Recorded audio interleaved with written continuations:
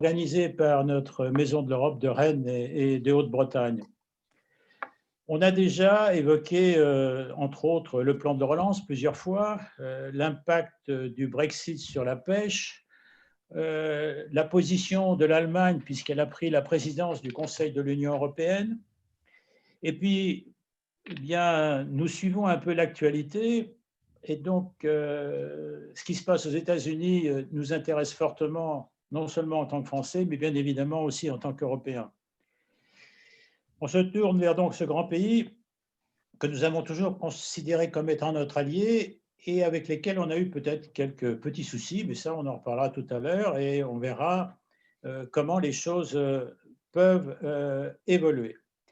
On peut dire que les 4 années de présidence, entre guillemets, je ne sais pas si vous mettez entre guillemets ou pas, populistes que nous avons eues au niveau des États-Unis, a été caractérisée par une grande difficulté à reconnaître les résultats donnés par les urnes et ce mode d'élection particulier des grands par l'intermédiaire des grands électeurs aux États-Unis.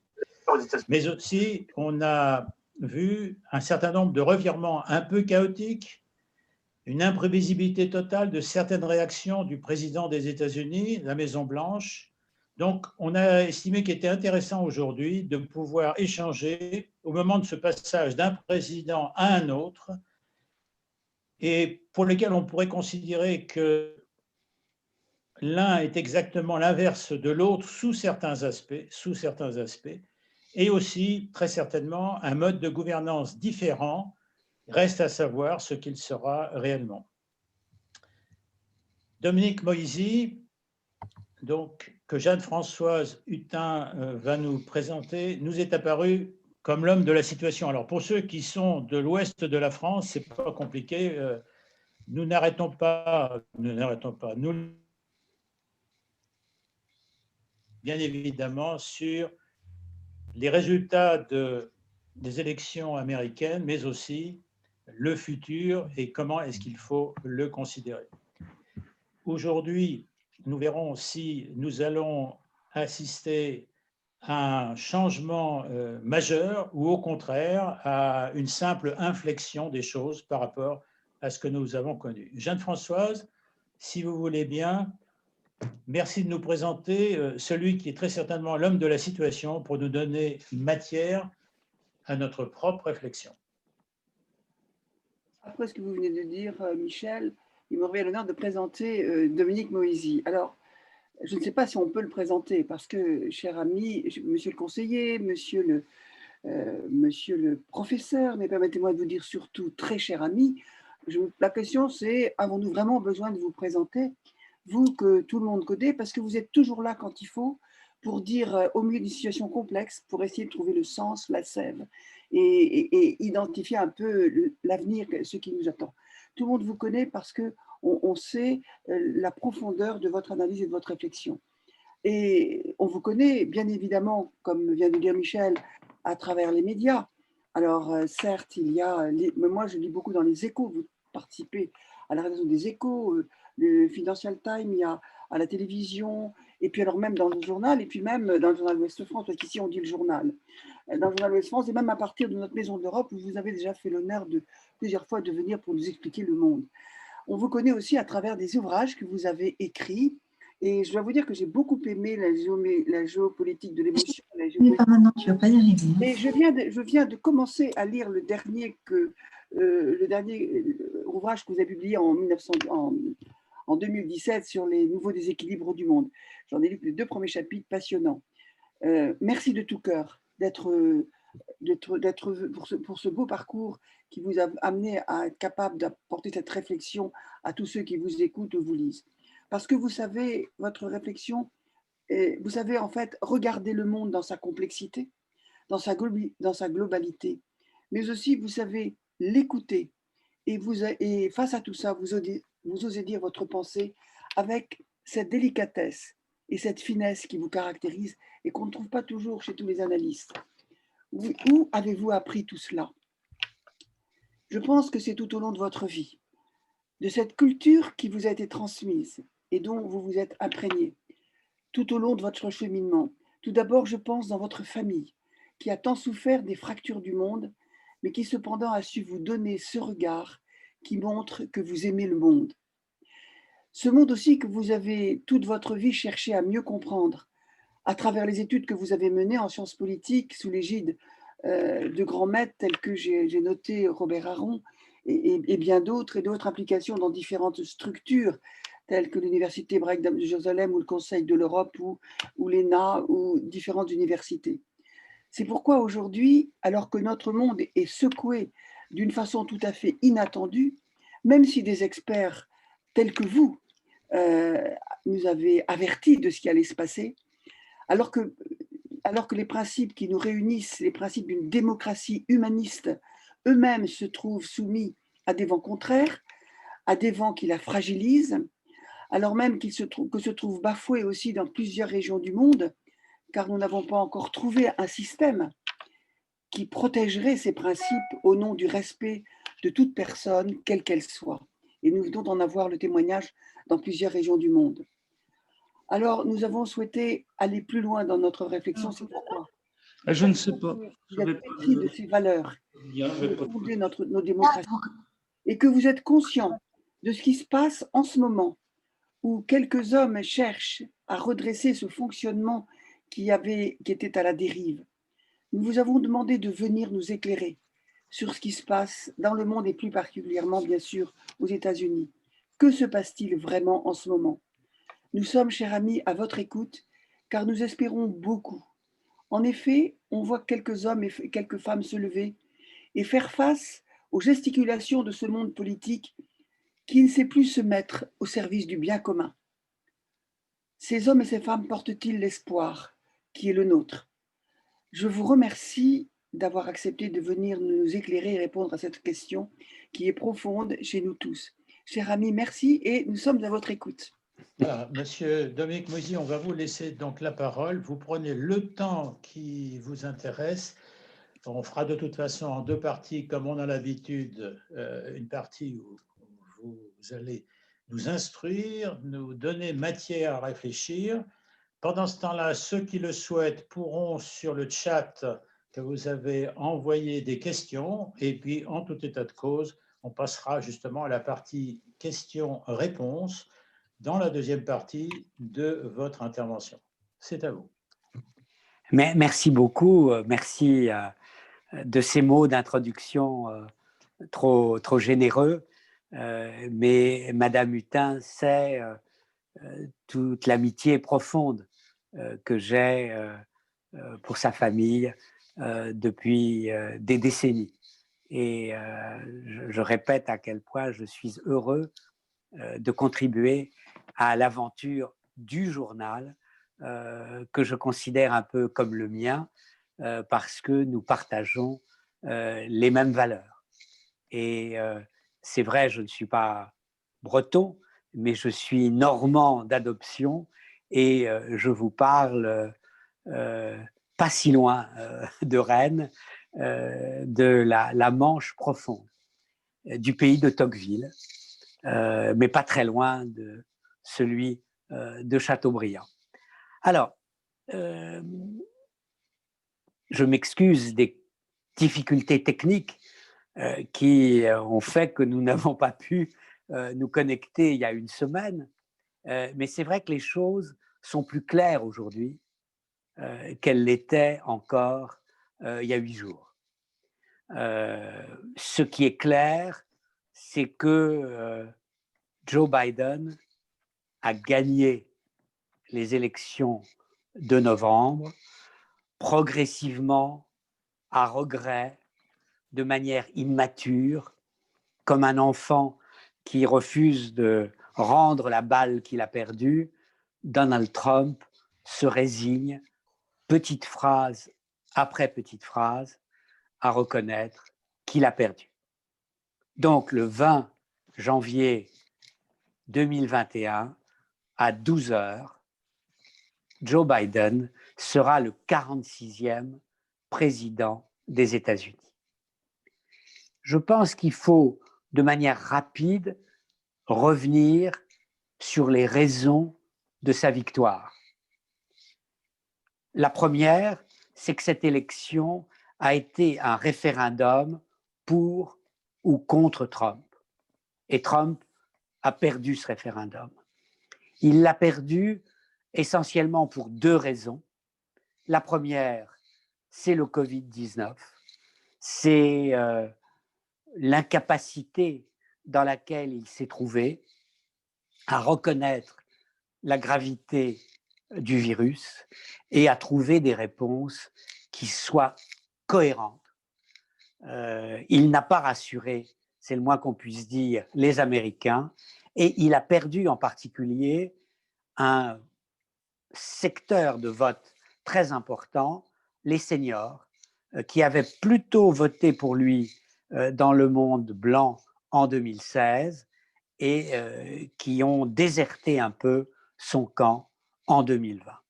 La deuxième raison pour laquelle Trump a perdu le référendum sur sa personne, c'est qu'il n'a pas seulement découragé une partie de ses électeurs, mais il a mobilisé tous ceux qui, en 2016, s'étaient abstenus.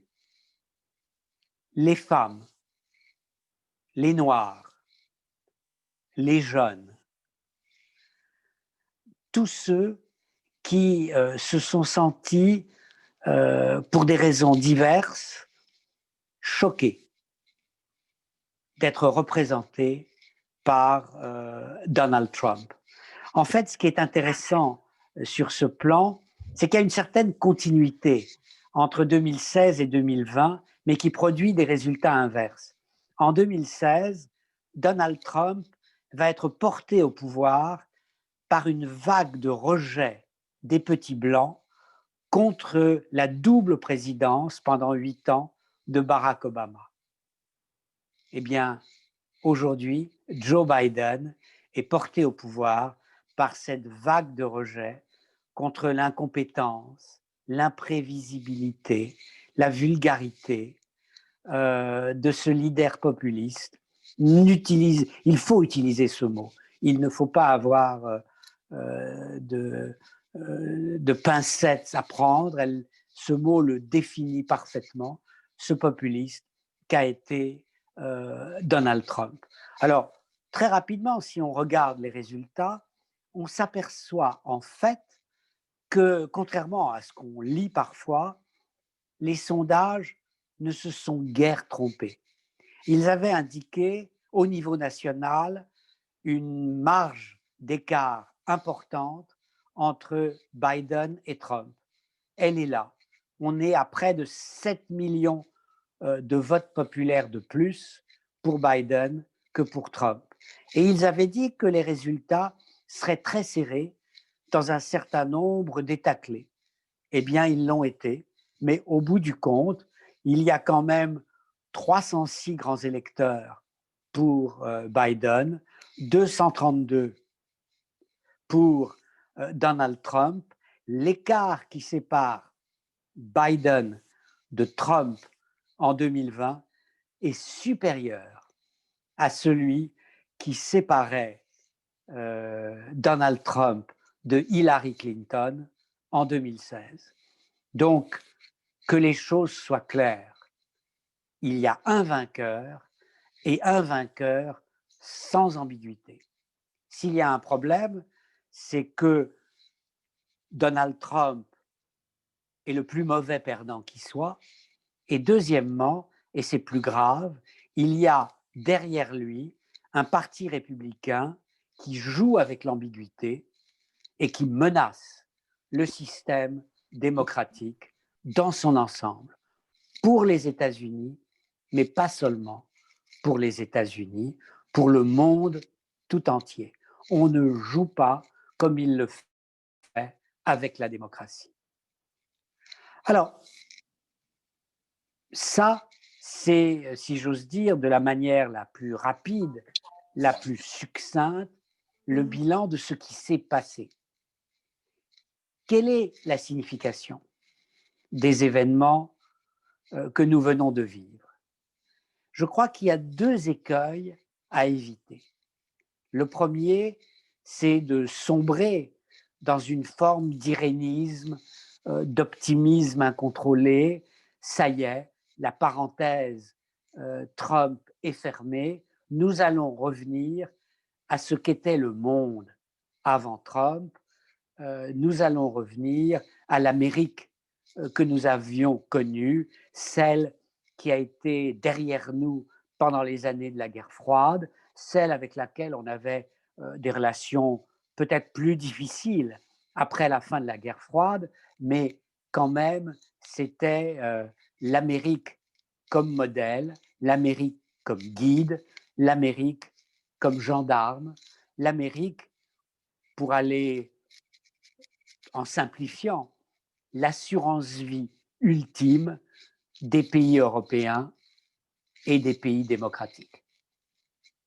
Nous n'allons pas revenir vers cette Amérique, car en réalité, cette Amérique n'existait plus avant même que Trump ne soit élu président.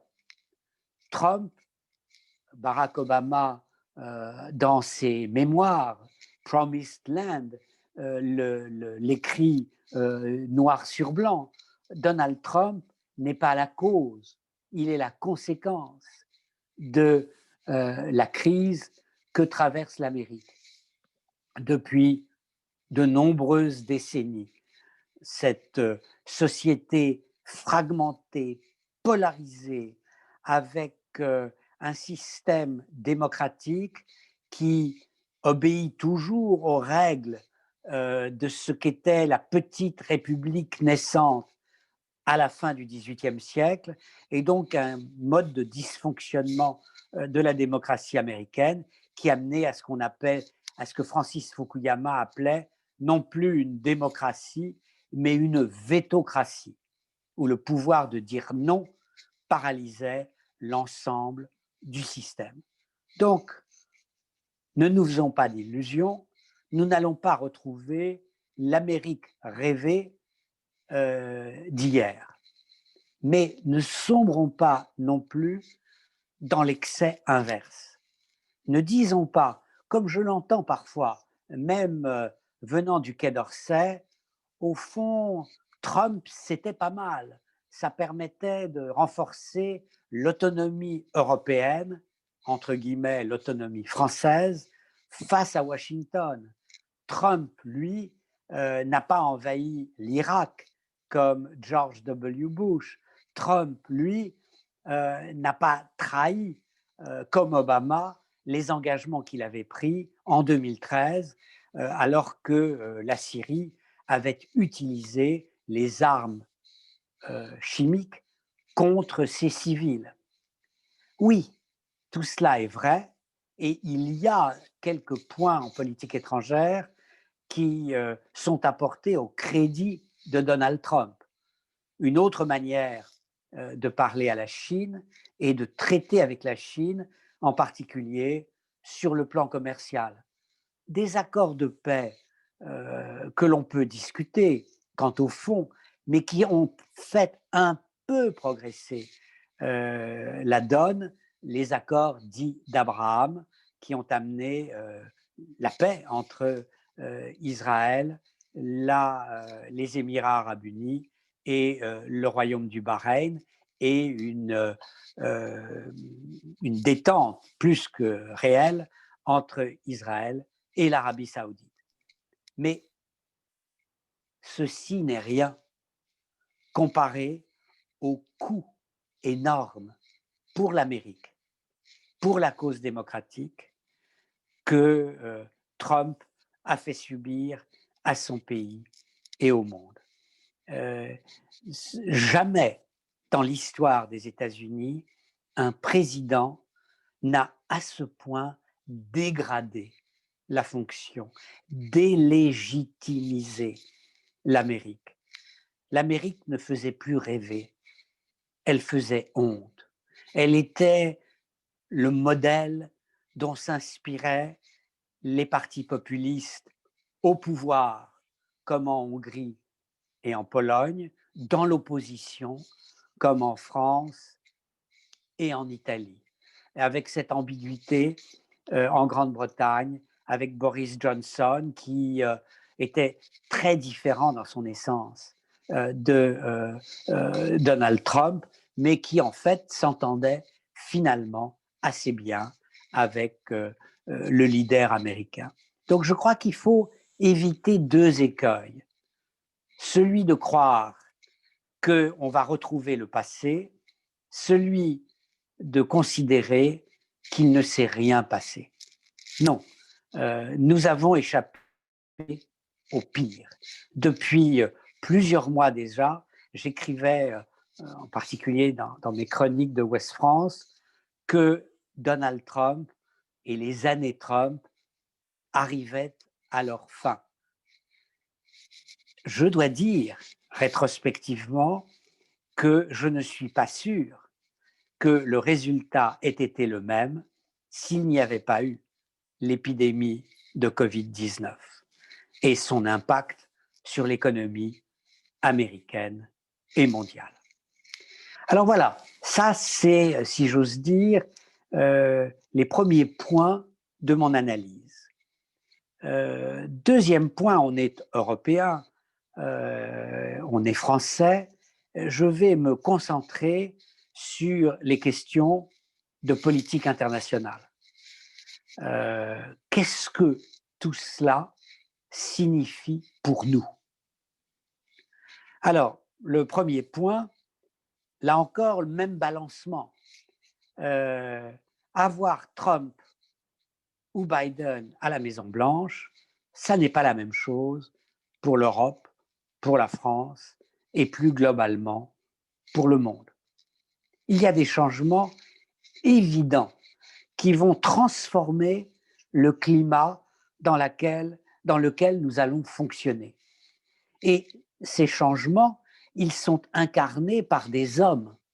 Ce n'est pas la même chose d'avoir à la tête de la diplomatie américaine un francophone comme Anthony Blinken, dont le beau-père était Samuel Pisar, ou d'avoir Mike Pompeo. Ce n'est pas le même regard, ce n'est pas la même écoute, ce n'est pas la même chose non plus d'avoir une forme de dream team sérieux sur toutes les questions économiques et internationales. Et donc, les hommes vont mettre en œuvre une politique qui va profondément changer sur des dossiers et dans une méthode. Le multilatéralisme est de retour.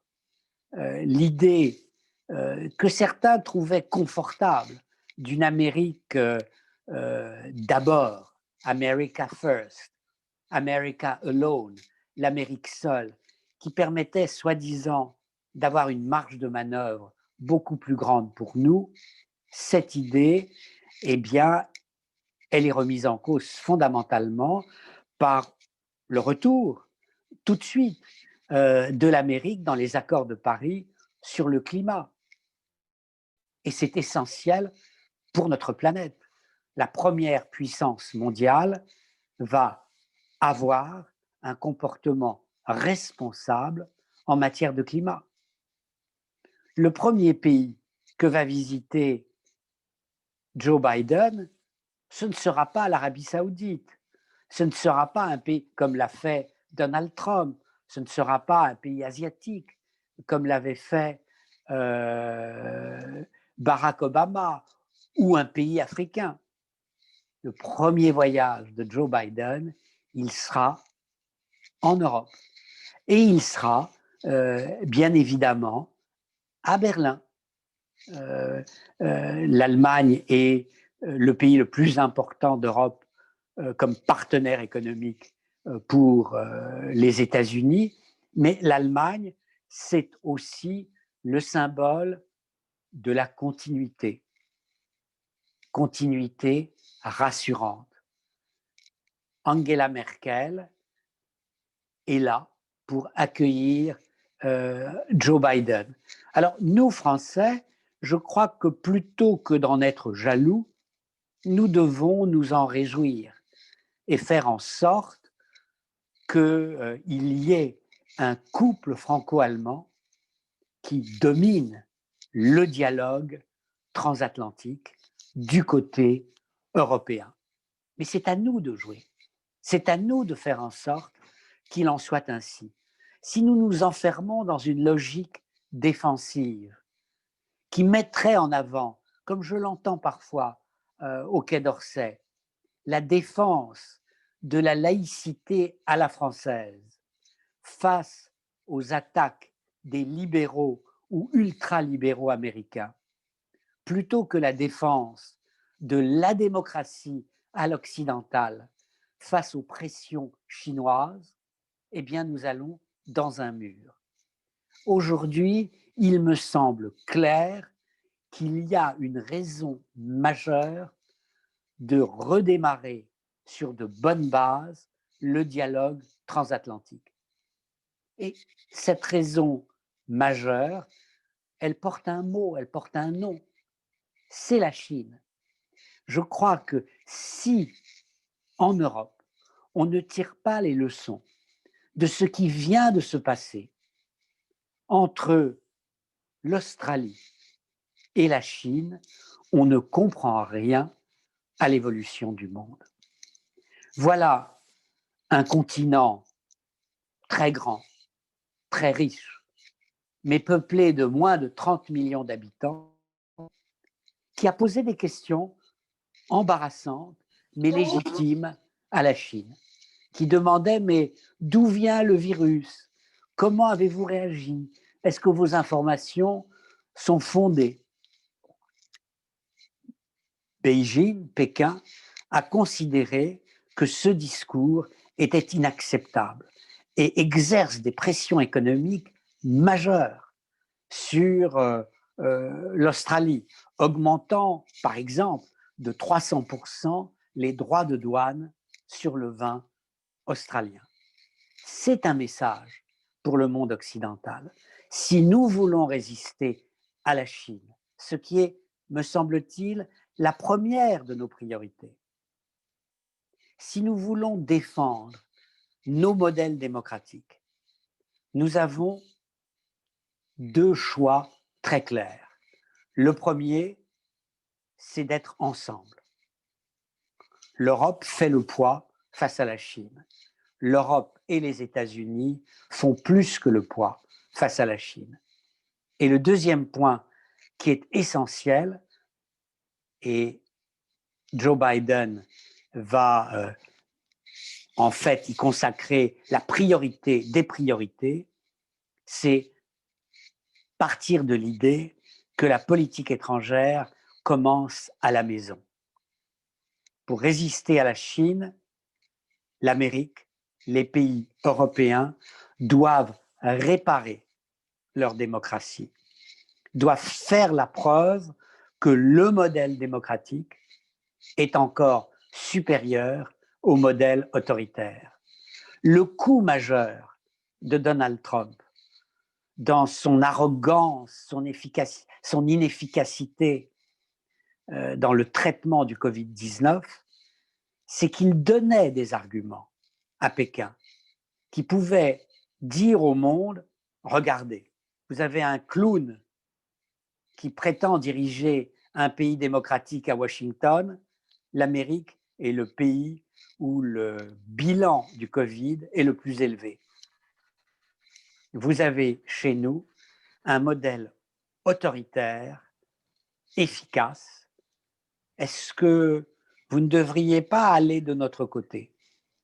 Est-ce qu'on ne parle pas de péninsule euro-asiatique? Eh bien, vous êtes le petit bout, vous en Europe, de cette grande péninsule.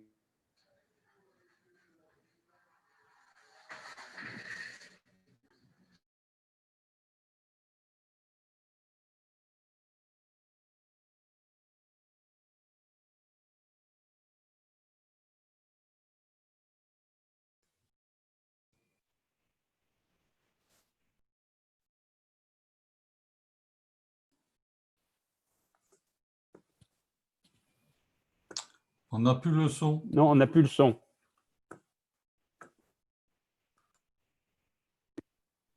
Est-ce que vous l'avez à nouveau?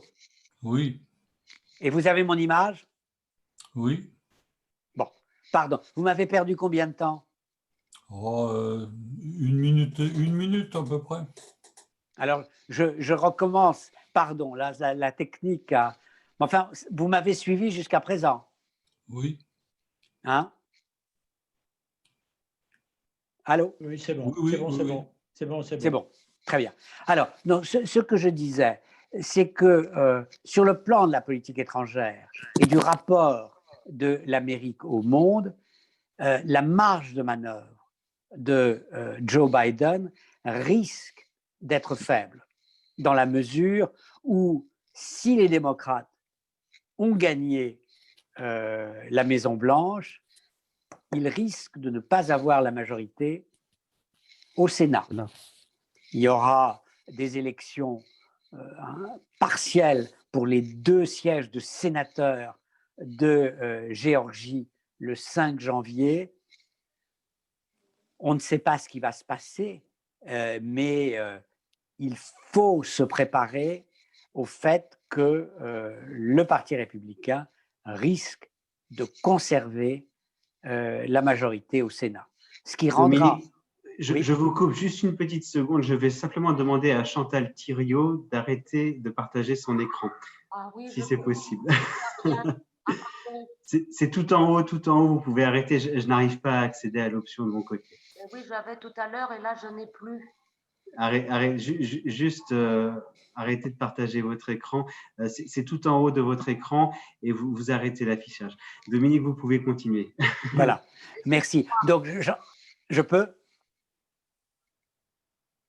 C'est bon, vous pouvez continuer. Parfait. Donc, je disais que le risque, c'est que Biden doive gouverner l'Amérique avec un Sénat qui reste à majorité républicaine. Et donc, sa marge de manœuvre sera moins grande que cela n'aurait été le cas autrement. Alors, je crois qu'il y a... j'ai parlé 30 minutes, ce qui est très long en Zoom. Je vais peut-être simplement donner quelques grandes têtes de chapitre des questions qu'on peut poser. Alors, il y a des questions thématiques sur directement l'Amérique et l'Europe, l'Amérique et le Moyen-Orient, l'Amérique et l'Asie, l'Amérique et l'Afrique. Mais il y a aussi des questions de politique intérieure sur lesquelles je suis tout à fait prêt à revenir, en particulier la question de la division du Parti démocrate. Ils se sont unis pour battre Trump. Vont-ils rester unis une fois que Trump est battu? Il y a des divergences profondes entre quelqu'un comme Joe Biden, qui est entre guillemets un centriste modéré, et l'aile gauche radicale du Parti démocrate, qui spontanément aurait voté pour Bernie Sanders ou pour Elizabeth Warren, et s'est seulement résigné à voter pour Biden parce qu'il n'y avait pas d'alternative. Mais j'ai parlé plus d'une demi-heure, à vrai dire presque 35-40 minutes. Je pense que c'est bien pédagogiquement de passer à la partie Q&A, si vous en êtes d'accord. Écoutez, on ne peut pas ne pas être d'accord avec vous. En tout cas, ce que vous avez dit était extrêmement clair. Je pense qu'on était tous prêts à vous écouter encore assez longtemps. Voyez-vous? Alors, quand on parle de cette transition entre, je dirais, de Donald Trump et Joe Biden, les questions que l'on peut se poser, certaines ont été posées par le chat. Je reviens sur quelque chose que vous aviez écrit en 2016. En 2016, où on se préparait à ce que Hillary Clinton devienne présidente des États-Unis. Et vous avez écrit: si Hillary Clinton devient présidente des États-Unis, elle héritera d'un pays cassé qui lui appartiendra de réparer. Et vous posez la question, en sera-t-elle capable? C'est toute la question. 4 ans plus tard, ce sont exactement les termes de Joe Biden, to heal America, L'Amérique est-elle donc cassée?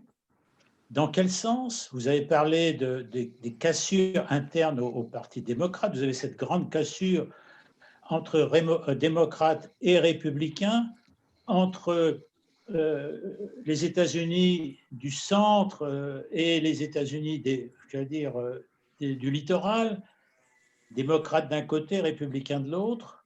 Ça fait beaucoup de fêlures, voire de cassures. Est-ce que Joe Biden, qui arrive en étant quand même un modéré, va pouvoir arriver à reconstruire, rebâtir, panser les plaies pour que les États-Unis ne reviennent pas forcément à ce qu'ils étaient auparavant, mais puissent continuer comme étant une grande démocratie que l'on a toujours connue jusqu'ici? Je crois à deux choses. La première, c'est que la fracture est plus grande encore en 2020 qu'en 2016. Les écarts de richesse se sont accrus au cours des 4 dernières années.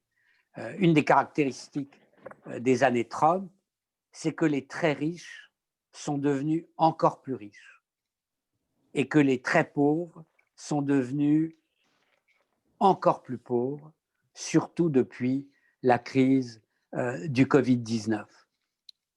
Mais est-ce que ce n'est pas quelque chose que l'on ressent un peu partout, y compris ici en y compris en France, absolument. Et il y a un problème de légitimité du pouvoir face à la complexité et à la multiplicité des crises. Mais si l'Amérique est plus cassée en 2020 qu'en 2016, il me semble que Biden est plus à même de réparer l'Amérique que ne l'était Hillary Clinton. Et je pense que ça tient à sa personne et à son histoire. Je crois, vous le savez, Biden a traversé beaucoup de tragédies personnelles dans sa vie. Il a une empathie spontanée avec les gens. Je l'avais rencontré à plusieurs reprises, je parle de Joe Biden, quand il était sénateur dans les années 90. Il était membre de la Commission des Affaires étrangères, donc on se rencontrait assez régulièrement dans des réunions internationales. Je dois dire qu'il ne m'avait pas frappé intellectuellement.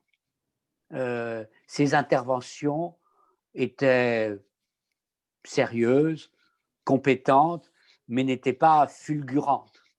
Elles ne laissaient pas beaucoup de traces. Ce qui laissait une trace, c'est sa personne, une chaleur réelle, une manière simple, ouverte d'aller vers les gens. Et Biden a eu cette phrase à plusieurs reprises, vous savez, la souffrance, je connais. Je vais essayer de répondre à vos souffrances. Et sur ce plan-là, sur un plan émotionnel qui est essentiel, Biden est beaucoup plus à même de réunir les Américains que ne l'était Hillary Clinton, qui était une personne plus structurée intellectuellement. Allez, nous sommes dans les règles de la confidentialité, disons-le, plus intelligente, qui laissait une impression exceptionnelle. Quand vous aviez écouté Hillary Clinton parler sans note 45 minutes, vous vous disiez, mais elle est bien meilleure que son mari. Simplement, elle était froide. Elle était même un peu glaciale. Et donc, elle n'était pas prête. Elle n'avait pas les qualités humaines pour réunir autour d'elle. Si quelqu'un a ces qualités, c'est Joe Biden. Et je dirais que son âge est un atout. Donald Trump l'appelait, rappelez-vous, Sleepy Joe. Joe qui dort. En fait, c'est beaucoup plus Uncle Joe, tonton Joe, l'homme rassurant qui va vous protéger. Et sur ce plan-là, mais on peut faire bien entendu, vous y faisiez allusion vous-même, le problème de la France, c'est peut-être aujourd'hui qu'on a un président trop jeune qui est incapable, du fait de son âge, de rassurer. L'âge, me semble-t-il, est un atout pour Joe Biden. Au fond, il ne fera peut-être qu'un mandat. Et il a derrière lui une femme, alors pour le coup, extraordinairement charismatique, d'une énergie et d'une intelligence extrême, qui est Kamala Harris, et qui est un miracle dans l'histoire américaine. Si le rêve américain peut s'incarner dans quelque chose, ben c'était Barack Obama il y a un peu plus de 8 ans, et c'est Kamala Harris aujourd'hui.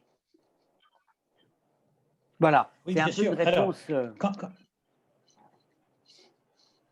quand vous dites Joe Biden va être là pour, et l'homme adéquat, l'homme idoine, pour faciliter, je dirais, la réparation ou la compréhension entre les Américains. Mais la première des choses, c'est le fait que républicains et démocrates ne se situent pas en opposition frontale à tous les coups, et ça induit pour nous une autre question, c'est la relation du Parti républicain avec Donald Trump.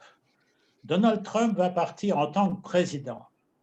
Mais qu'est-ce qui peut se passer entre Donald et républicain? Est-ce que, et ça on l'a vu dans l'histoire, les gens peuvent se détourner de quelqu'un qui a été battu, ou au contraire, est-ce qu'ils vont s'agréger à lui dans un discours encore un peu plus populiste que celui qu'on a connu auparavant pour regagner les élections de 2024, ce que vous avez d'ailleurs vous-même appelé la revanche de 2024 pour les Républicains. Alors, double réponse qui montre pour moi la complexité de votre question. La première, c'est que lors des élections de 2020 qui viennent d'avoir lieu, on s'est aperçu que les candidats républicains qui étaient les plus proches de Trump étaient ceux qui avaient été le mieux réélus. Que les candidats républicains plus modérés, certains sont passés à la trappe. Donc, première réponse à votre question, la fidélité à Trump devrait continuer. Mais, deuxième réponse, n'oubliez pas la justice. Il y a quand même un certain nombre de casseroles qui vont sortir dans les mois, sinon les années à venir. Il y a des interrogations. Pourquoi Trump a-t-il fait preuve dans sa politique étrangère de tellement de modération, de tant de modération à l'égard de la Russie de Poutine ou même de la Turquie d'Erdogan? Est-ce que ça s'explique pour des raisons stratégiques, au nom de l'intérêt supérieur des États-Unis, ou est-ce que ça s'explique pour des raisons financières, mercantiles, parce que même si ce n'est pas bon pour l'Amérique, c'est bon pour la firme Trump et les investissements immobiliers passés avec la Turquie, ou l'aide considérable qui a été apportée à la firme Trump lorsqu'elle allait mal par des fonds russes pas toujours très clairs. Donc voilà, je crois que la réalité dépendra de ces deux phénomènes.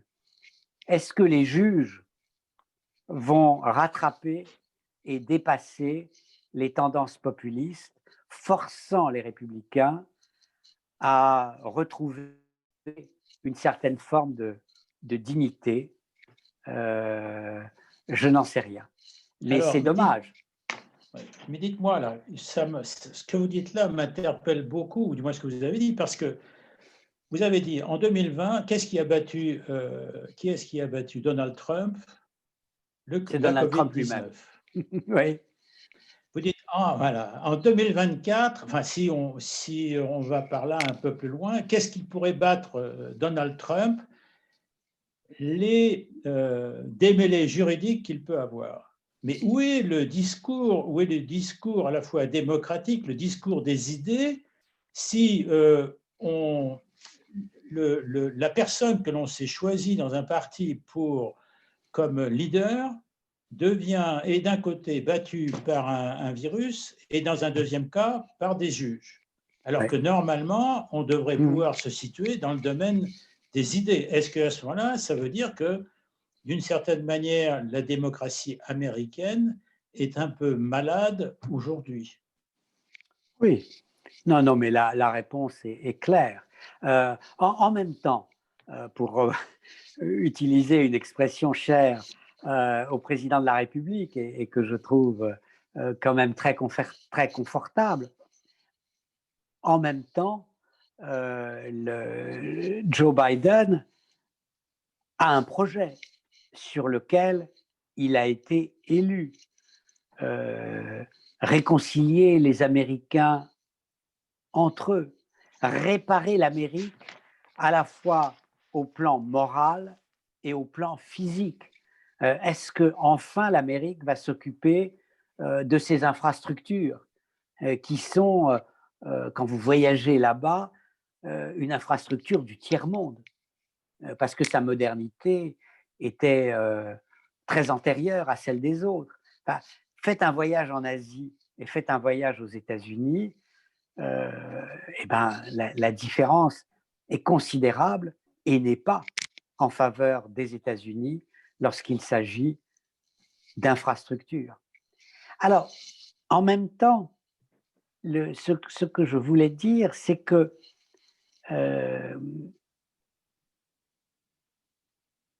l'Amérique peut se ressaisir, mais elle doit d'abord se ressaisir chez elle. Elle est fatiguée des aventures mondiales qu'elle a eues, les guerres de choix qui lui ont été imposées, en particulier la guerre en Irak, qui a permis le renversement du régime.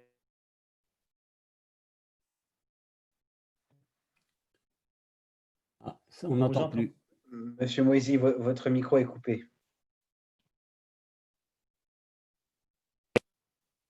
Voilà. Bon. Oui. Je ne sais pas pourquoi il se coupe comme ça. Je soupçonne quelqu'un de me couper. C'est un Trumpiste. Voilà. Il y a un Trumpiste parmi nous, qu'il se dénonce. Donc, je crois que cette fatigue de l'Amérique, Joe Biden en hérite. Il ne voudra pas se relancer. Il a un discours dans lequel il dit l'Amérique doit à nouveau guider le monde. Donc, il remet en avant l'internationalisme, le multilatéralisme. Et je m'en réjouis. Mais en même temps, je sais qu'il n'y a pas aux États-Unis aujourd'hui un appétit pour reprendre, entre guillemets, la tête du monde. Vous avez, je pense que, enfin, très certainement raison. On l'a bien déjà vu avec Barack Obama, que nous estimons beaucoup, mais quelque part, M. Barack Obama n'a pas souhaité aller trop faire le gendarme du monde un peu partout et il a commencé à prendre un peu de recul. Alors, une question simple qui nous est posée, c'est est-ce que le mandat de M. Joe Biden ne sera pas finalement l'acte 3 du mandat de M. Barack Obama? Alors, c'est toute la question.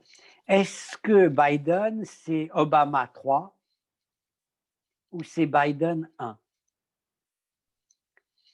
Et ma réponse, c'est que, en dépit des apparences, c'est-à-dire un discours qui est semblable, très proche, en dépit d'une proximité profonde, réelle entre les deux hommes, en dépit du fait que Biden s'est entouré d'une équipe de personnes qui ont toutes servi pratiquement sous Barack Obama, eh bien, ce sera quand même non pas Obama 3, mais Biden 1.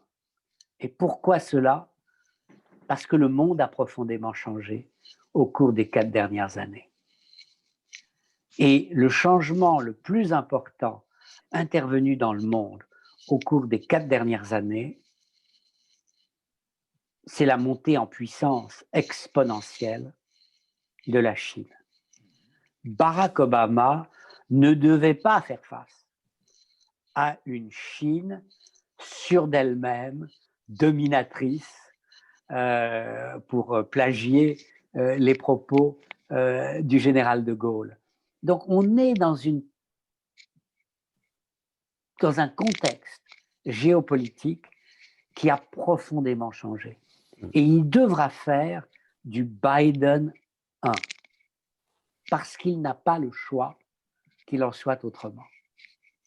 Bien, écoutez, je pense que vous savez déjà voir les choses assez bien en avance. Vous l'avez écrit en 2016.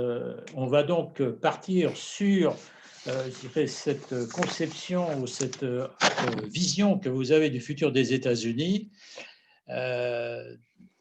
dans cette évolution qui n'est pas un retour en arrière du tout, mais peut-être une continuation de certains des aspects sous lesquels nous avons connu les États-Unis. Alors, si on veut parler un peu on parlera de l'Europe tout à l'heure, mais si on veut parler de relations internationales, si je puis dire, ce qui n'est pas encore complètement fini, on a vu de manière assez extraordinaire le chaud et le froid selon les interlocuteurs qu'il avait avec la Corée du Nord, la Chine, l'Iran, Israël d'un autre côté. On a vu que les traités signés par les États-Unis n'avaient aucune valeur aux yeux de son président. Est-ce que, dans le futur, nous, en tant qu'Européens, en tant que Français, en tant que, je dirais, coopérants avec les États-Unis, est-ce qu'on pourra, dans le futur, faire confiance aux États-Unis lors de sa signature de traités? Parce que, après tout, l'expérience Trump, peut aboutir dans 4 ans, dans 8 ans, dans 12 ans, sur un Trump bis qui fera exactement la même chose. D'où une question complémentaire, si vous m'autorisez, je m'arrêterai. Est-ce que le pouvoir du président des États-Unis n'est pas devenu trop important au fil des années par rapport à son propre pays lui-même et par rapport au monde également? C'est la grande question. Depuis l'après-Deuxième Guerre mondiale, le pouvoir de l'exécutif américain n'a fait qu'augmenter. C'était un grand historien qui s'appelait Arthur Schlesinger Jr., qui avait parlé au moment de la guerre du Vietnam du développement dangereux du pouvoir de l'exécutif par rapport aux autres pouvoirs. En même temps, de quoi souffre l'Amérique? De ce que son président ait trop de pouvoir ou de ce que le pouvoir mène à la paralysie? Est-ce que ce n'est pas à l'inverse la vétocratie qui est dangereuse, la capacité du pouvoir de bloquer le pouvoir? Est-ce que les règles pensées à la fin du XVIIIe siècle par des pères fondateurs nourris des philosophes des Lumières sont encore ajustées aux besoins du pays qui est encore aujourd'hui la première puissance mondiale? Oui, mais alors là, vous posez... Je vous en prie, je vous en prie. Vous rajoutez une question à la question que j'ai posée. Vous n'apportez pas de réponse. Non. Et nous vu de ce côté de l'Atlantique, est-ce que l'on peut considérer que les États-Unis sont des alliés ou tout simplement des compétiteurs qui changeront d'avis au fur et à mesure que le temps va passer et en fonction de leurs propres intérêts sans se préoccuper de savoir si cela va impacter ou négativement la marche du monde? Alors, là encore, je dirais, il faut trouver une vision médiane, c'est-à-dire dépendre totalement des États-Unis n'est pas une bonne chose. Le déséquilibre dans la relation est dangereux. Au fond, c'est l'histoire d'un couple. Si vous regardez la série The Crown, vous vous rendez compte que la relation est déséquilibrée entre le prince Charles et Lady Di. C'est une comparaison légère que je fais, mais un couple qui marche, c'est un couple équilibré. C'est à nous de faire en sorte qu'il y ait un équilibre dans la relation avec les États-Unis. Et le deuxième point, c'est que le danger de la question que vous m'avez posée, surtout formulée comme vous l'avez fait, c'est de créer une forme d'équivalence entre la Chine et les États-Unis. Moi, je n'ai pas à choisir entre Beijing et Washington. Je poursuis mes intérêts. Et mes intérêts, c'est à moi de les définir seul. Mais attention, la manière dont un pays autoritaire exerce des pressions n'a rien à voir avec la manière dont avec laquelle un pays démocratique peut de temps en temps, et hélas, déraper. Donc c'est ça le danger. Il faut trouver un juste équilibre. Et ce juste équilibre, il suppose non pas qu'il y ait moins d'Amérique, mais qu'il y ait plus d'Europe. Parce qu'en face, il y a beaucoup, beaucoup plus de Chine.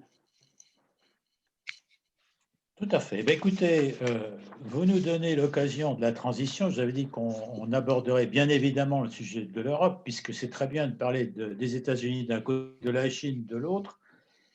Et l'Europe, où en est-elle en ce moment? Quelles leçons? Alors justement, question, nous, face au monde, face aux États-Unis, face à la Chine, ben, quelle place est-ce que l'Europe peut trouver? Est-ce qu'on a une place? Parce que c'est très bien de parler des autres, mais il faudrait peut-être qu'on parle aussi de nous, de ce qu'on a envie de faire, de où on veut aller, avec qui on peut le faire et comment le faire. Donc, où se trouve l'Europe qui, vous savez bien, continue de toute façon à faire des allers et des retours. On se posera des questions tout à l'heure des relations intra-européennes, et pour le moment, on va dire relations de l'Europe avec les grands du monde.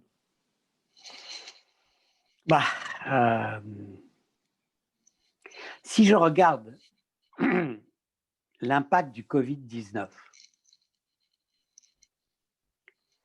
je dirais que à court terme, il nous apparaît, cet épisode qui n'est pas terminé puisque on n'a pas encore mis en œuvre le vaccin, restera sans doute comme un accélérateur de l'histoire. Pas ce que les anglo-saxons appellent a game changer, c'est-à-dire il n'y a pas un avant et un après, mais il y a quand même une accélération de l'histoire qui est en train de se dérouler sous nos yeux. Et cette accélération de l'histoire, en termes géopolitiques, on peut la résumer ainsi. Plus d'Asie dans le monde et plus d'Allemagne en Europe. C'est ça. Plus d'Asie dans le monde et derrière la Chine et plus d'Allemagne en Europe. Au fond, c'est ça. Et il y a un lien entre les deux. Parce que une des raisons pour lesquelles l'Asie à mieux résister, entre guillemets, au Covid, c'est sa culture, c'est-à-dire le civisme, non pas le goût de l'individualisme forcené, mais celui du collectif responsable. Dans une société asiatique comme Taïwan, comme la Corée du Sud, on va mettre un masque spontanément parce qu'on se sent responsable de l'autre et en particulier de l'autre le plus vulnérable, qu'on va respecter énormément, qu'on va considérer comme l'ancêtre, le plus âgé. Le pays d'Europe qui a eu le comportement le plus responsable, le plus discipliné, et donc quelque part le plus asiatique, c'est l'Allemagne. Eh bien, le Covid-19 a accéléré l'histoire dans la direction de l'Asie, dans le monde, et dans la direction de l'Allemagne, en Europe. Très bien. Je reprends, vous me facilitez la tâche puisque vous me permettez de reprendre ce que vous avez vous-même écrit en mai 2019. Et vous avez dit très clairement, le problème européen, c'est l'Allemagne. C'est le contraste entre la puissance de l'Allemagne et son absence d'ambition. Vous avez dit tout à l'heure aussi que ce qui va, et ce que généralement l'on dit et l'on redit, c'est le couple franco-allemand qui, bon gré mal gré, fait en sorte que l'ensemble de l'Europe avance. Mais comment donner de l'ambition à l'Allemagne qui, par moment, n'en a pas trop envie?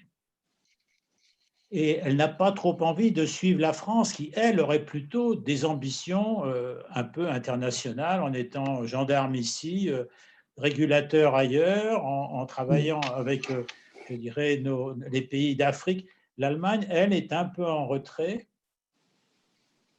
Est-ce qu'on va arriver à...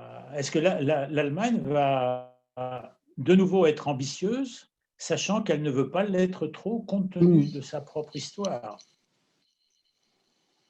Elle est ambitieuse, mais pas au sens où la France entend le mot ambition.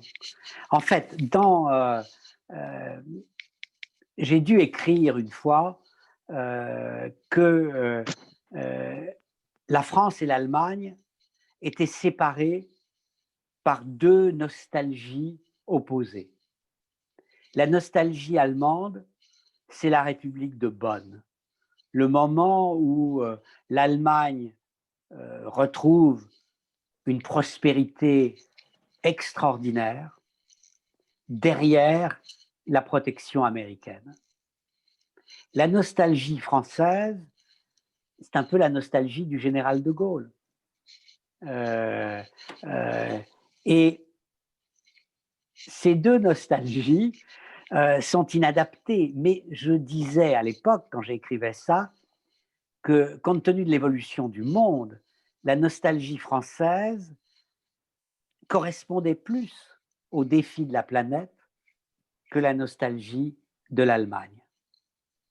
Mais je reviens à ces histoires d'équilibre dans les couples. Je me suis réjoui en 2017 de l'élection d'Emmanuel Macron. Je rêvais peut-être que la France allait retrouver une forme d'équilibre avec l'Allemagne et que le jeune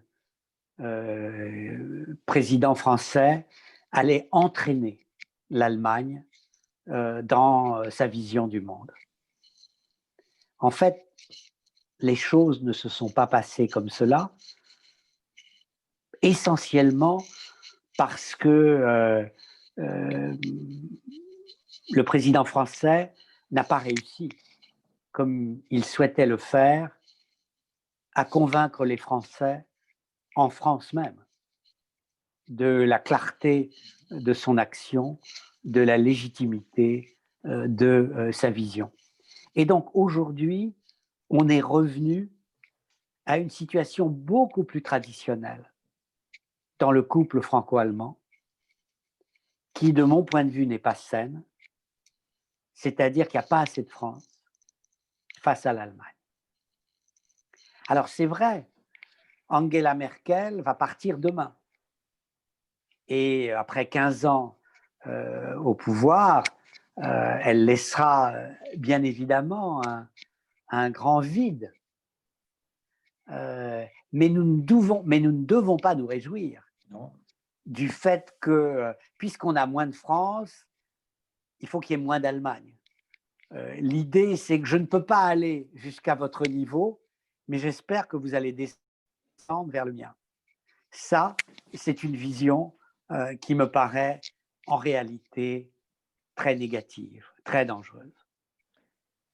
Alors, si on reprenait les résultats des élections américaines et la situation intérieure de l'Union européenne, est-ce que l'impact créé par la défaite d'un populiste aux États-Unis peut avoir des conséquences sur le plan de la réflexion des citoyens à l'intérieur de certains pays que l'on nomme illibéraux, qui s'appellent d'abord la Hongrie, puis éventuellement la Pologne, puis aujourd'hui un petit peu, enfin on ne sait pas, mais la Slovénie. Est-ce que cela va, alors ça c'est ma première question, est-ce que ça peut avoir un impact dans la réflexion de chacun des gouvernants de ces pays et des citoyens de ces pays? Et la deuxième question, qui est un peu,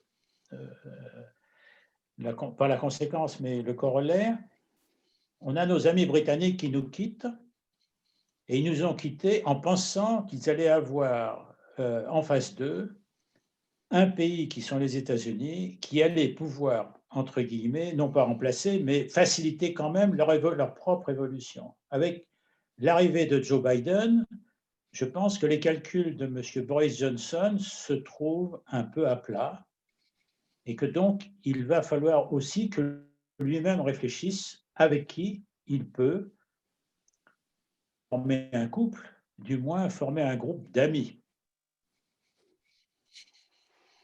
Alors, je crois qu'il y a une spécificité du problème britannique. La Grande-Bretagne risque de se trouver marginalisée à l'extérieur et divisée à l'intérieur. C'est-à-dire que non seulement elle ne fait plus partie de l'Union européenne, donc elle est moins intéressante pour les États-Unis qu'elle ne l'était avant, mais le Royaume-Uni risque de devenir le Royaume des Unis avec l'Écosse qui quitte la Grande-Bretagne en disant mais vous quittez l'Union européenne, moi je veux rester dans l'Union européenne, je vous quitte. Donc là, il y a une spécificité britannique. On peut dire que les paris de Boris Johnson se sont révélés particulièrement mauvais. Même en Chine, il disait je vais avoir une relation privilégiée avec la Chine, je suis un énorme Singapour, vous allez voir ce que vous allez voir, mon marché c'est le monde, c'est pas l'Europe, c'est pas l'Australie. L'Australie fait plus d'un tiers de son commerce avec la Chine. La Grande-Bretagne, c'est beaucoup moins que 10%. La majorité du commerce britannique, c'est avec l'Union européenne. Et puis, on ne peut pas à la fois défendre la démocratie à Hong Kong et le commerce et les intérêts financiers entre la City et Beijing. Il y a des choix complexes que Boris Johnson ne maîtrise plus. Donc, je crois que le pari fait par la Grande-Bretagne est un pari qui, de mon point de vue, est un pari perdu. Il faut espérer que ce ne sera pas perdant-perdant, c'est-à-dire que ce ne soit pas également perdu pour l'Union européenne. Et j'ai peur que cela ne soit le cas. Alors, en ce qui concerne les populismes européens, je distinguerai deux catégories. La défaite de Trump affaiblit beaucoup les populistes au pouvoir. mais laisse relativement intactes les chances des populistes dans l'opposition. C'est-à-dire qu'un homme comme Orban, qui commence à être contesté en Hongrie, un de facto leader de la Pologne, Kaczynski, voilà des personnalités qui ont beaucoup perdu avec la défaite de Trump. Parce que cette défaite intervient à un moment où ils sont eux-mêmes de plus en plus contestés dans leur pays. Et je dirais que c'est plus vrai encore en Pologne qu'en Hongrie. Alors, pour les pays où les populistes sont dans l'opposition et pas au pouvoir, d'abord les élections ne sont pas tout de suite. En France, c'est au printemps 2022. Il va s'écouler pas mal d'eau sous les ponts entre l'élection américaine et l'élection française.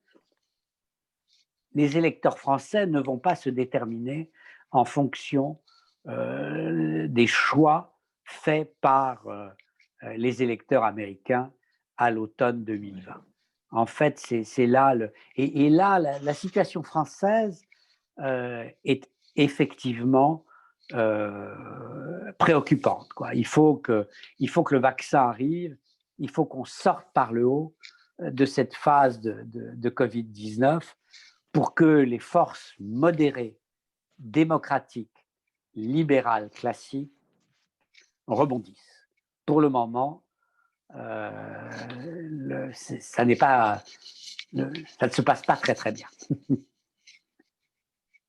Bon, l'avenir nous le dira.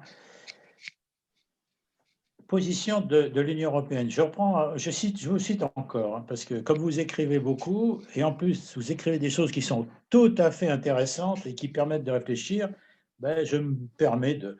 Je ne fais pas du plagiat, vous savez, je ne fais pas comme les étudiants qui recopient quelque part. Vous dites, chaque pays de l'Union européenne ne peut pas faire face seul à tous les défis mondiaux. Nous avons plus que jamais besoin d'Europe. Il nous faut une Europe forte et unie, et vous rajoutiez ça, portée par le tandem franco-allemand. Alors, le tandem franco-allemand, on en a parlé, mais quand même, l'Europe forte et unie, quand on voit, je dirais, ce qui se passe aujourd'hui avec le plan de relance qui est bloqué par, je dirais, justement, la Hongrie, la Pologne et la Slovénie, quand vous voyez des questions concernant la taxation sur les GAFA qui est bloquée, si je ne veux pas dire de bêtises, par le Luxembourg, et puis je ne me rappelle plus quel est l'autre pays, on se dit, ben, on est quand même loin d'arriver à une Europe forte et unie, et est-ce qu'on finalement, on ne risque pas de se retrouver, entre deux grands personnages, de grands États-personnages dans le monde, et nous réduits à la plus simple expression en essayant de lier, selon les cas, des amitiés ou des accords avec l'un ou l'autre, selon ce qui se passera, si vous voulez, dans le futur, mais que nous ne mènerons jamais. C'est-à-dire que nous serons toujours, l'Union européenne sera toujours un ensemble de pays de deuxième division, si je puis m'exprimer ainsi. Non, ces préoccupations sont parfaitement légitimes.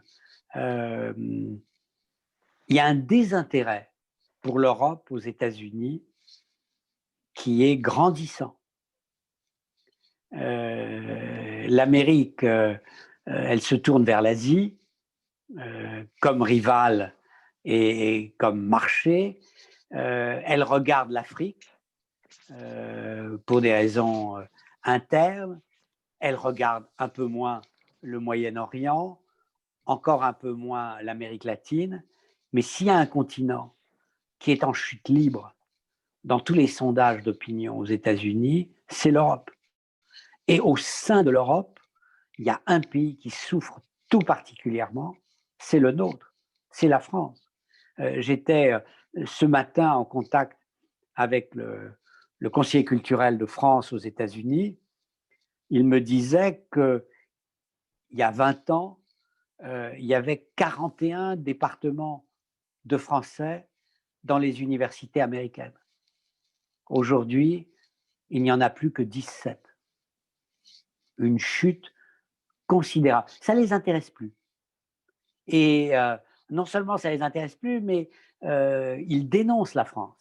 Le modèle de laïcité à la française, du voile interdit dans les écoles, aux caricatures devenues symboles de la liberté française, ça les choque profondément. Alors il y a une partie de mauvaise foi dans le discours américain, il y a une partie de vraies questions qu'il pose. Alors, c'est important l'image que nous avons dans le monde, l'intérêt qu'on porte à l'Europe. Au fond, de plus en plus, et je crois qu'il faut être conscient de cela, l'Europe est un endroit où il fait bon vivre, mais pas un endroit où il fait bon faire, créer. Je dirais que de manière caricaturale, il y a cette série que vous n'avez certainement pas vue, enfin je pense, qui s'appelle Emily in Paris, qui est un succès considérable, qui est une des séries qui a été les plus regardées pendant la période du confinement, qui est une série de stéréotypes sur Paris et la France. Et les Américains disent, mais on veut aller à Paris pour retrouver Emily in Paris. C'est la joie de vivre dans un pays profondément décadent qui ne compte plus sur la scène du monde parce qu'il est prisonnier de ses rigidités sociales, de ses archaïsmes, de tout ce que vous voulez. Alors ça, c'est un premier point. Prendre conscience de l'évolution de notre image avec modestie, humilité et en même temps avec volonté de réagir. On ne peut pas accepter que ces stéréotypes résument l'image qu'on a de nous. Alors il y a un deuxième point qui est que faire à l'égard en particulier de la Pologne, de la Hongrie et de la Slovénie, de ces pays qui nous font chanter en réalité. Et là, je crois qu'on doit faire preuve de fermeté, de beaucoup plus de fermeté que cela n'est le cas vis-à-vis de la Pologne et de la Hongrie. J'ai un souvenir très précis, c'est le bénéfice de l'âge. En 2000, pour la première fois, un parti d'extrême droite arrive au pouvoir dans un gouvernement de coalition en Autriche, dirigé à l'époque par Jorge Haider. Et je me souviens d'écrire à l'époque, eh bien, il ne faut pas hésiter, lorsque il y a la gangrène qui se répand dans le corps, de couper le membre gangréné. Et je disais, nous devons avoir une procédure de suspension de l'Autriche tant que l'extrême droite se trouve associée au pouvoir. Aujourd'hui, ça n'existe pas, mais nous devrions dire aux Polonais et aux Hongrois, écoutez, vous bloquez tout le système, nous suspendons votre participation à l'Union européenne, c'est-à-dire vous ne pouvez, bien entendu, on ne vous expulse pas, c'est contraire à tous les traités, ça n'existe pas, mais vous êtes suspendu, mis entre parenthèses, ce qui signifie que vous ne pouvez pas recevoir d'argent de l'Union européenne tant que vous êtes suspendu. Vous nous faites chanter, c'est inacceptable. Bien sûr, mais ça me donne l'occasion de revenir sur les États pour une dernière question. Les pays de l'Union européenne sont liés par, si ça ne s'appelle pas une constitution, mais des traités, comme les États-Unis sont liés par leur propre constitution. Et on voit bien, vu au moins de notre monde, qu'il y a quand même quelques points qu'on a un peu de mal à comprendre. Comment est-ce que M. Trump peut être élu en 2016 alors qu'il a moins de voix que son adversaire?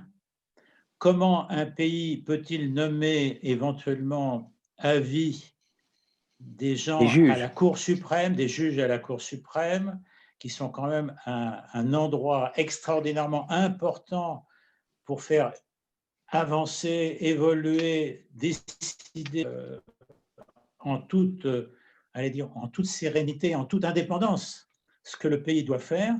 Quel est votre, est-ce que vous pouvez un dernier éclairage là-dessus? Ça pourrait, je dirais, finaliser cette discussion en revenant chez nos amis américains.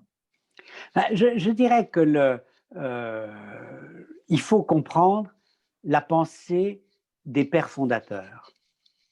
Leur objectif, c'est de créer un système à la Montesquieu, l'esprit des lois, dans lequel le pouvoir équilibre le pouvoir. Que veulent-ils en 1776? Être une anti-Europe.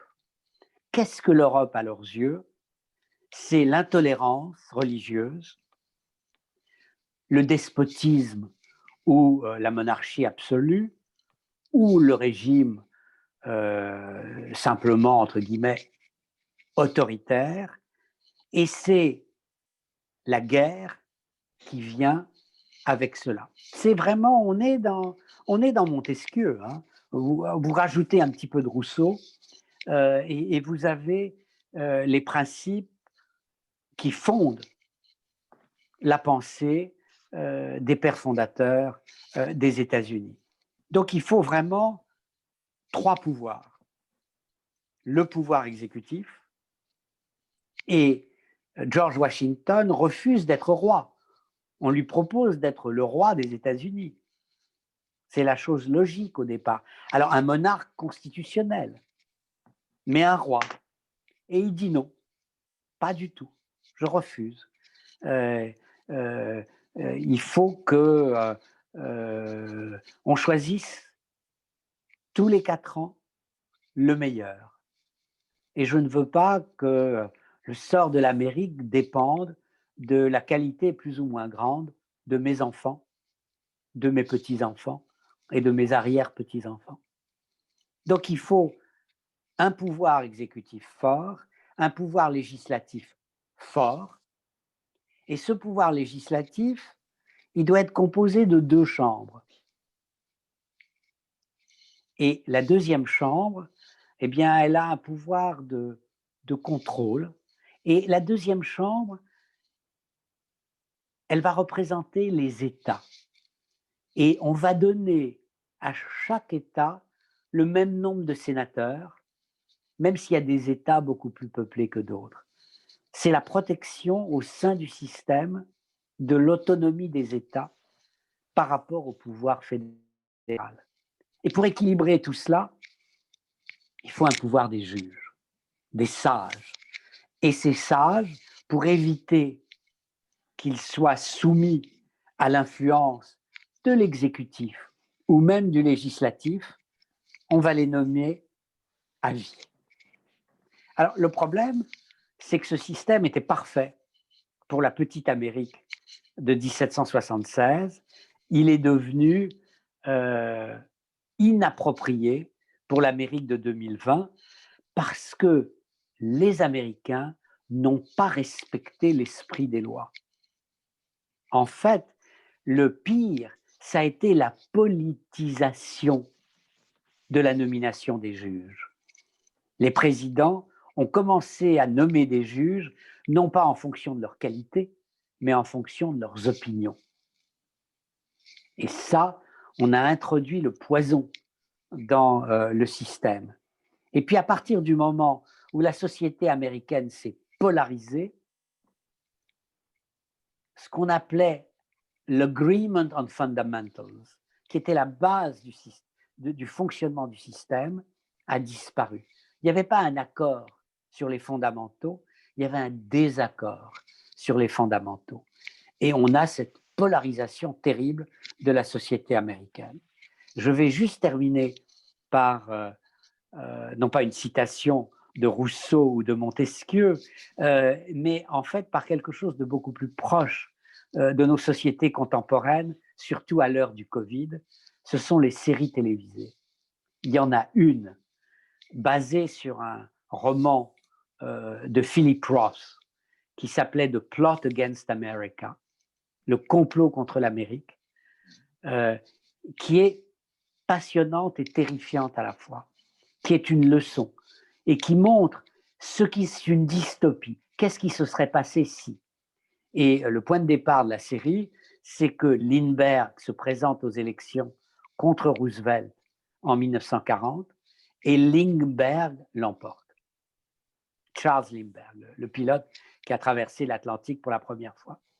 Eh bien, on voit au sein de la société américaine la montée du fascisme au quotidien. Et c'est une dénonciation de la fragilité des mécanismes démocratiques. Le génie de Philip Roth, c'est d'avoir écrit ce roman en 2004. Et tout le monde l'a redécouvert en 2016, au point qu'on en a fait une série d'une qualité exceptionnelle que je vous invite vivement à regarder. Ça ne rassure pas, mais ça, en fait, ça ouvre l'esprit, ça éveille l'attention. C'est un avertissement. Regardez à quel point la démocratie, c'est fragile. Tout à fait. Bah, écoutez, merci. Jeanne-Françoise va donner tout à l'heure les mots de conclusion. Pour ma part, je trouve que si ce n'est pas rafraîchissant, c'est que votre parole est éclairante, puisqu'on est parti des populismes ou des populistes ici pour passer par Washington, Rousseau et Montesquieu. C'est quelque part se mettre en position de réflexion avancée ou sur une certaine hauteur pour voir un peu ce que nous pouvons faire et comment nous pouvons avancer dans le monde où nous vivons.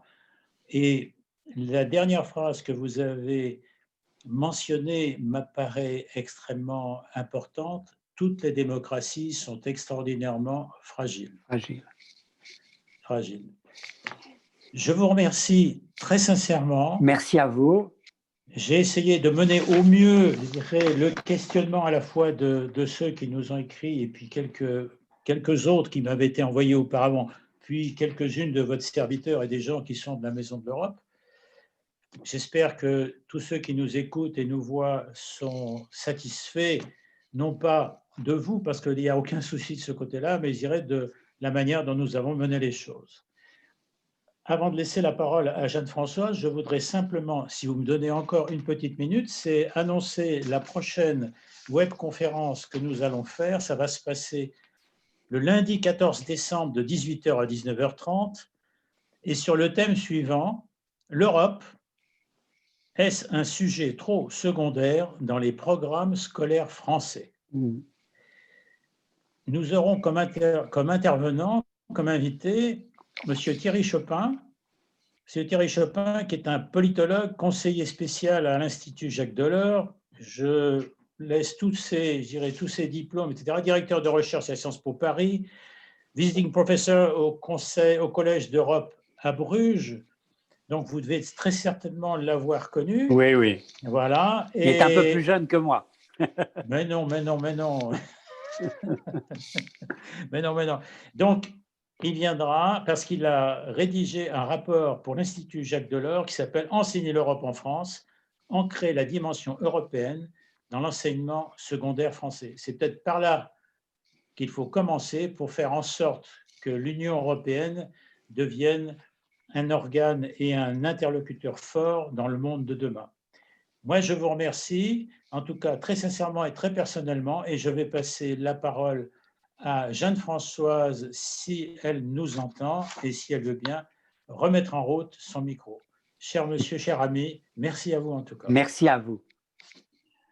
Merci beaucoup à vous, Dominique Moïsi, parce que vous nous avez promené pendant 1 heure à travers le monde. Vous nous avez montré ses richesses, ses espérances, ses failles, ses défauts, ses drames.